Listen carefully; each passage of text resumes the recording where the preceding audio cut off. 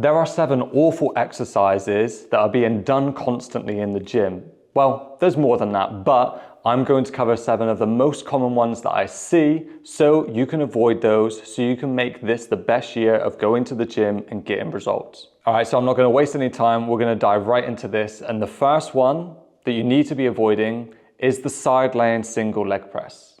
I don't know who came up with this idea, but they need to be shot, regardless of who it is.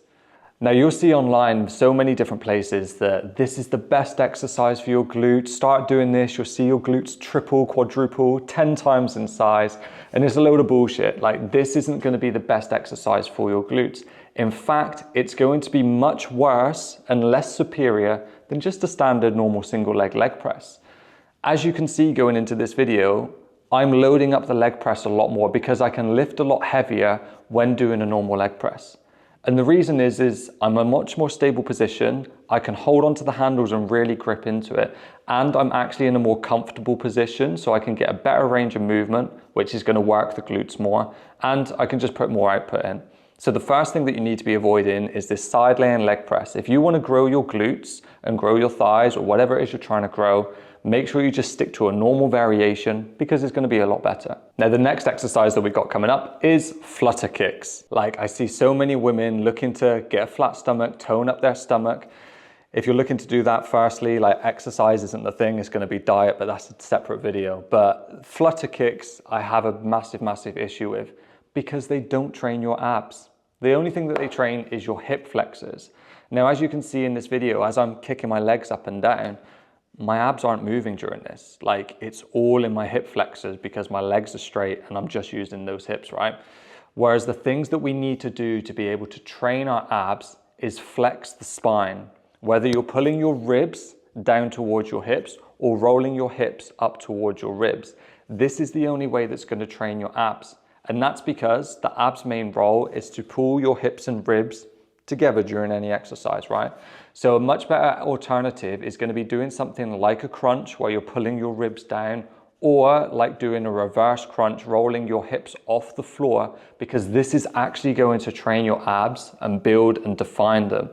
Any exercise where you're lifting with straight legs is going to be pure hip flexor, so make sure that you avoid this. All right, so the third exercise we got coming up is the banded barbell hip thrust. Every time I see a woman doing this in the gym, a little bit of me dies inside just because I know how much she's restricting herself from her true potential. And that's because when you band your knees during a hip thrust, you're trying to do 2 opposing exercises. You're trying to push your knees out like an abduction and thrust at the same time like a hip extension.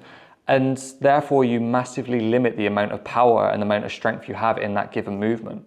Whereas if you get rid of that band and just focus on hip thrusting, you'll be able to lift so much heavier during this exercise. And yes, I know when you add a band, you feel more of a burn in your glutes and it feels it more, but that doesn't mean that it's going to be more growth for the glutes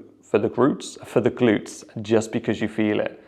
We're trying to increase the amount of weight you lift, progress every single week, and the band is going to limit you from doing that. So get rid of it. All right, so moving on to the fourth exercise, which again is going to be another glute variation exercise. And it's clear to me that there are a lot of mistakes being made when it comes to training the glutes and a lot of crappy exercises thrown together.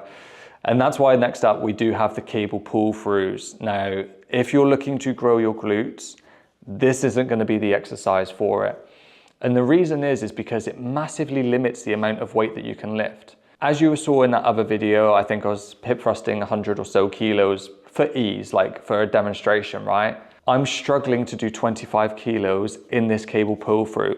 It's pulling me back, I'm all over the place. So why would I choose this exercise where it really limits me because I'm unstable at 25 kilos, where I could just do hip thrusts and lift a lot more heavier weight and get a better outcome from it? Now, what I will say about the cable pull through is it can be a pretty good exercise for learning how to hip hinge. Now, the hip hinge is an important movement for when doing things like Romanian deadlifts.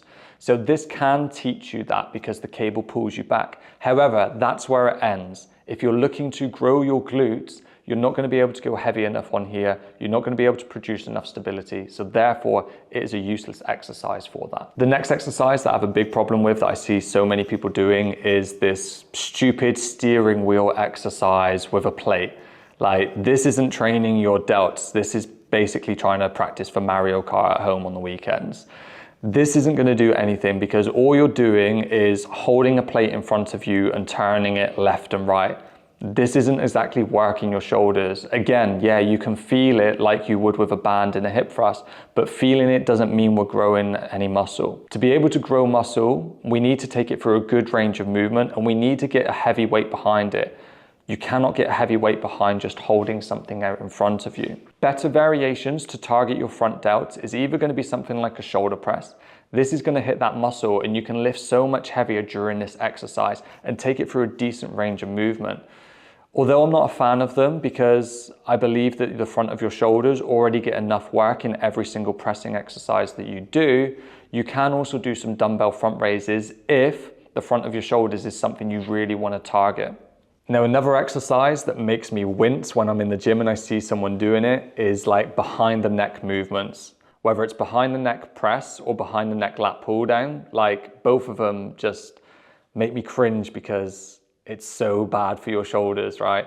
I'm just going to talk about the presses in here, but just understand that everything I'm about to say applies for the lat pull down too. Now, when it comes to behind the neck pressing or lat pull down, firstly, you're going to be much weaker in this position. So if you're looking to build muscle again, you want to be in your strongest position so you can lift the most amount of weight, which is going to be more towards the front of the body rather than behind, right? And then the other thing about it is a lot of people don't have very good mobility at their shoulders. Not many people can get their arms directly above their head, let alone behind it, without compromising their body posture.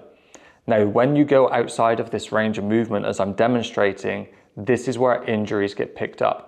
You want to find out where your mobility is in the exercise and make sure that you adjust the movement to allow you to train comfortably and within where you can control your body through a range of movement. And moving on to the final exercise I'm going to go through is, it's not a particular exercise, it's just any combination exercise that you're doing in the gym.